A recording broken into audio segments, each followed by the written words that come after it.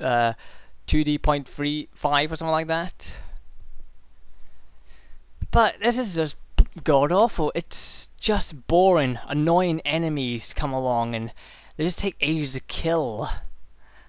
And then there's first person view, which I understand why it's there, but it's okay, but it's just a bit bleh.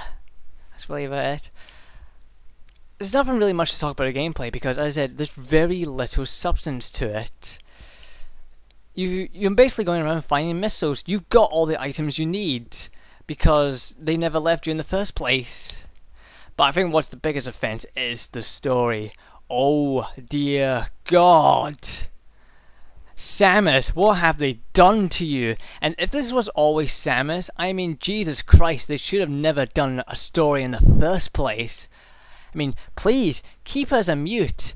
Don't give it a story. Because, seriously, the Metroid creators, you are shit at it. First, the voice actress, she's terrible for Samus. And the other voice actors are just ridiculous.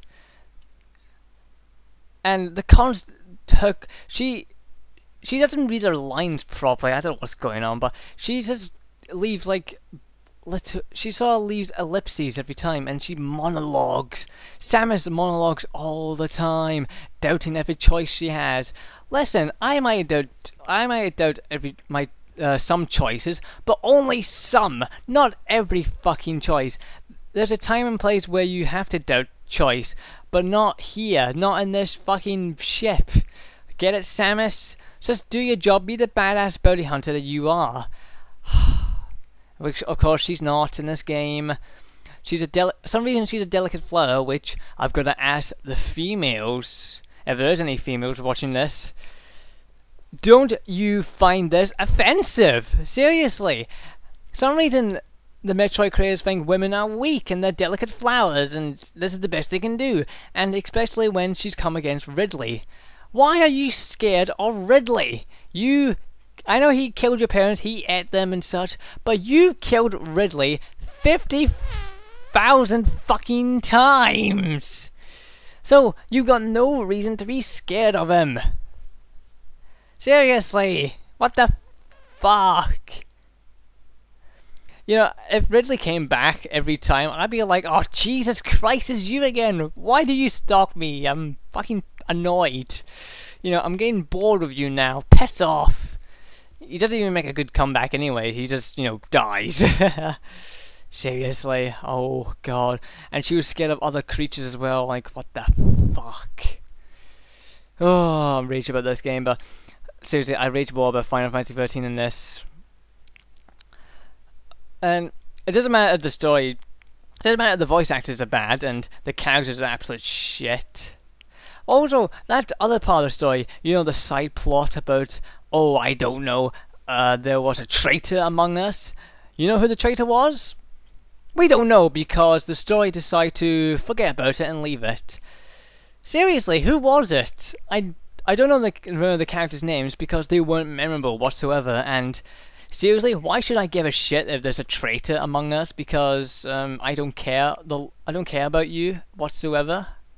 Because you can all fuck off and die anyway. We only got the Black Comedy sidekick, which somehow survives, and I wish he died as well because he's annoying. But not only this is fucking awful writing. This is terrible writing. You could have got the best voice actors, and it would still sound terrible. The dialogue is awful. The writing is just awful as well. I mean, how can you get away with this? And don't come to me about the manga, because I don't fucking care about the manga. You could say the manga ruined Samus long before this game did. So, and by the way, I'm like, why are you bringing up the manga? Because it shows that you're already dedicated to Metroid. And you don't care what I say about Metroid. And you don't care what anyone says about Metroid because you love it. You don't care if it smells like utter shit, because you love it. Oh. It says, I played Metroid Prime 1. I didn't play Metroid 2, but I played Metroid Prime 3. And It says all those uneasy feelings are gone. The claustrophobia in the suit, the loneliness when you're traveling, when you're exploring this world, the eeriness of the world as well, and collecting your power ups to grow stronger to fight whatever is in this world that threatens the universe or threatens the galaxy. It says all gone. I mean, I don't understand. You didn't really need a story in Metroid anyway. You just go collect the items and kill this evil bad duty thing. Yeah, bad duty thing. Oh, this is really awful. Even there was actually characters that had voice acting, and you know what? They had decent voice acting. And Samus didn't talk. Oh dear. Such a shame. And also, I really hate the fucking Adam guy. I don't know why the Metroid creators didn't think this. Hey, Samus is walking through this area that's full of lava and it's burning her right now. Yeah.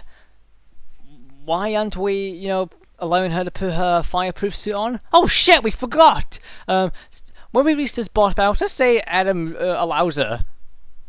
I mean, I don't understand this. A lot of the weapons aren't really that dangerous. Well, the super bomb is dangerous. I understand that because it destroys everything in sight.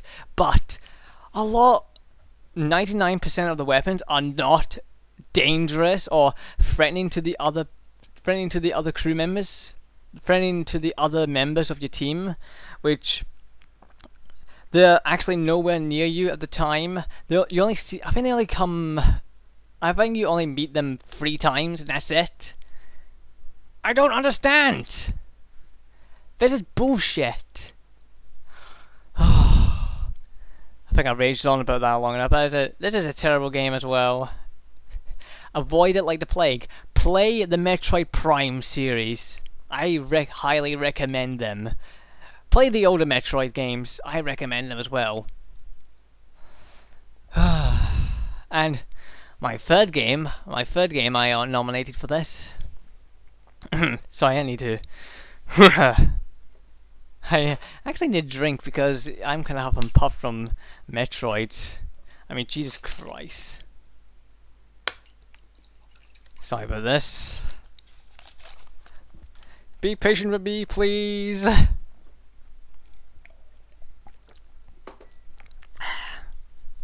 Alright. My final nominee, as we already know Final Fantasy XIII is the worst game, is Heavy Rain. Now, a lot of you are saying, wait a minute, Jamba? What? Jamba? Blah. Wait a minute, Jammy, what are you talking about? You loved that game. We heard you enjoying it with epic button pressing and such. Yes, you did, but I actually went back to look at Heavy Rain. I watched many people's Let's Plays. I looked back at the story of Heavy Rain, and here's the thing.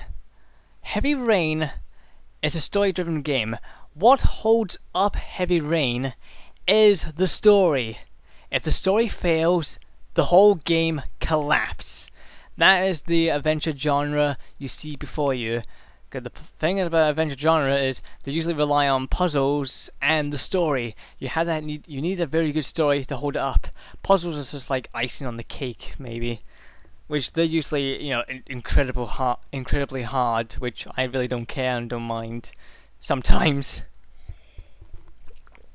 But here is why it's really, really bad.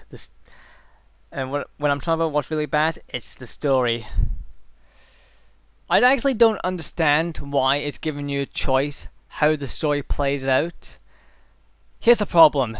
It's not an RPG. It's not your character to mess with. It's not your character to choose what they should do. Because all these characters you've seen in Heavy Rain already have their character. For example, Ethan, I believe his name. You know the scene where there was a scene between Ethan and the woman, I forgot her name, but I don't really care. And you could actually make him choose to have sex with her, and I'm kind of thinking, hang on, this makes no sense. This is a father, right, who went through you know, the pain and cutting off his finger and such to save his son, and he knows every minute he wastes is closer to his son's death, and you make him choose to have sex with a woman. Okay, here's why it doesn't make sense. Do you really believe Ethan would actually do this? And if Ethan did this, right, because this game plays out like a movie, this would make no sense whatsoever. Seriously, this would actually make no sense if Ethan chooses to have sex with her. You're thinking, hang on, you were caring for your son, but you're having sex with her? You're wasting time? What the fuck, man? And another sorry about that.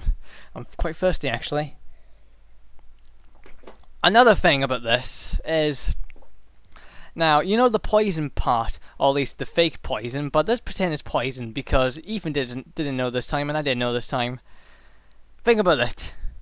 You crawled on glass. You went through electricity things. And you got shocked a couple of times. You cut off your own finger. You went through mental and physical trauma. And all of a sudden, if you choose this, if you choose not to drink the poison, you know, not to save your son, what the fuck? Seriously, Ethan, the character Ethan, would never do this. He would drink the poison regardless to save his son. If you did choose not to drink the poison, this would make no sense, and this will consider the story to be bad. It's just god awful. These are the examples I have.